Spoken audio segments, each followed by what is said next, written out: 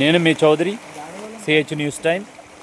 ఇక్కడ ఇంకొక సార్ వచ్చారు, ఆయనతో కూడా మాట్లాడదాం. సార్, ఏంటి మీ ప్రాబ్లమ్స్ ఏంటి? ఈ వాటర్ ఏంటి? ఈ ఇళ్ళల్లోకి వెళ్ళిన వాటర్ ఏంటి? ఇదో ఈ పక్కింట్లోకి వెళ్ళిన వాటర్ ఏంటి? ప్రతిసారి వర్షం వచ్చినప్పుడల్లా ఇదే జరుగుతుంది. ఇది ఇప్పట్లో అసలు ప్రతిసారి ఇదే రిపీట్ అవుతూనే ఉంది. దీనికి సొల్యూషన్ కావాలి. మీ పేరు సార్? పట్టించుకోండి. నా పేరు అభిలాష్. అభిలాష్.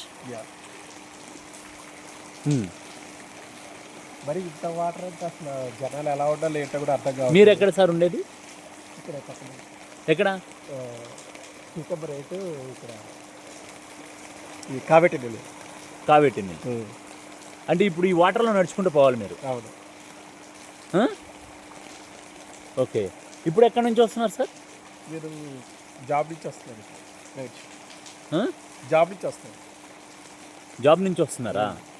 ఓ, ఆఫీస్ అయిపోయింది, అయిపోయి వస్తాను. ఎక్కడ చేస్తారు సార్? ఇక్కడ రోటో మేకర్ అని. రోటో మేకర్.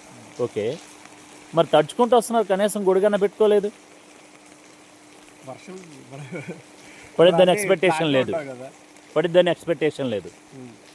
ఓకే. ఇప్పుడు మీరు ఏం కోరుకుంటున్నారు?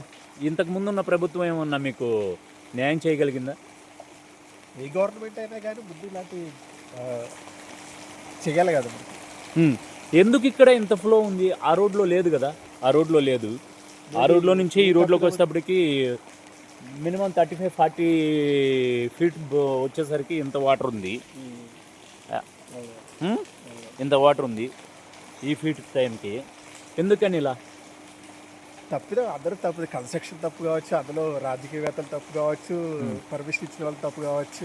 ఎక్కడి నుంచి వస్తుంది అంటారు ఈ వాటర్? చెరువులో. చెరువు ఎంత డిస్టెన్స్లో ఉంది సార్ ఆ చెరువు? రోడ్డు అవతల ఉంది. రోడ్డు అవతల.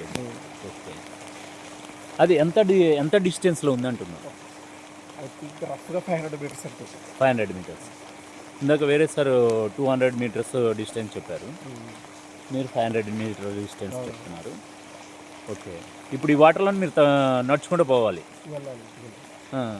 ఇళ్ళల్లోకి వచ్చేస్తే ఏంటి పరిస్థితి లోపల? పాపం మనం పర్లేదు. కింద ఫ్లోర్ వీళ్ళు చూడండి, ఈ 2 ఫ్లోర్లు చూడండి. ప్రతిరోజు ఇలా వాటర్ రావడం, వాళ్ళు క్లీన్ చేసుకోవడం. పాపం వాళ్ళు కూడా అక్కడ చిన్న చిన్న పిల్లలు ఉంటారు, ఏదో లైట్ వేసి చూస్తూ ఉన్నారు.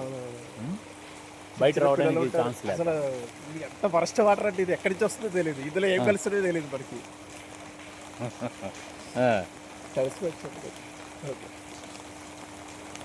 సరే అభిలాష్ గారు, మన ఇప్పుడున్న రేవంత్ రెడ్డి గారి గవర్నమెంట్ మీకు న్యాయం చేస్తుందని, మీకున్న ప్రాబ్లమ్ని క్లియర్ చేస్తుందని.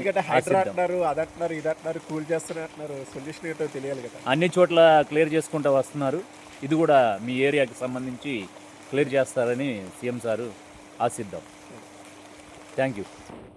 నేను మీ చౌదరి, సిహెచ్ న్యూస్ టైం.